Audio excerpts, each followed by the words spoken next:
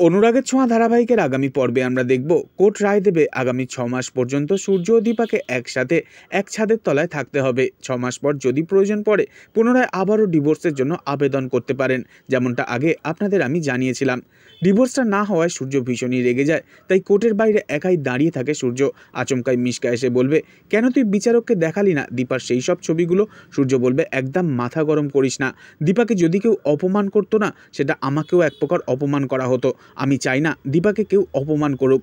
মিশকা সূর্যের হাত ধরে সূর্যকে আবারও সেই একই কথা বারবার বোঝানোর চেষ্টা করলে সূর্য মিশকাকে কোর্টের বাইরেই ধাক্কা মেরে মেঝেতে ফেলে দেয়। মিশকা পড়ে যায় একেবারে ঠিক দীপার পায়ের সামনে। দীপা মিশকাকে মাটি থেকে তোলবার জন্য হাতটা বাড়িয়ে দিলে মিশকা ভয় পেয়ে বলে ওঠে, আমাকে মেরো না। দীপা বলে ওঠে, ভয় নেই, আপনাকে আমি মারবো না, আপনি তো এমনিতেই অনেকটাই নিচে নেমে গেছেন। ডিভোর্সটা হচ্ছে না শুনে সেনগুপ্ত বাড়ির সকলেই খুশি, শুধুমাত্র উর্মি বাদে।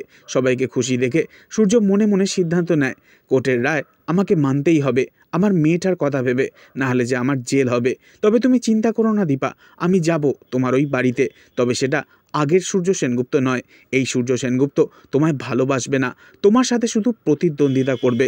অন্যদিকে দীপা কোর্ট থেকে বাড়ি ফিরে পাড়ার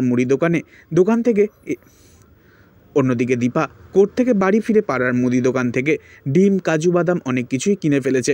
ডাক্তারবাবুর পছন্দের খাবার দীপার নিজে হাতে রান্না করবে বলে। তবে এবার দীপার বাড়ি আসবে মিশকা, দীপার মোবাইল থেকে সেই ভয়েস রেকর্ডটা ডিলিট করতে।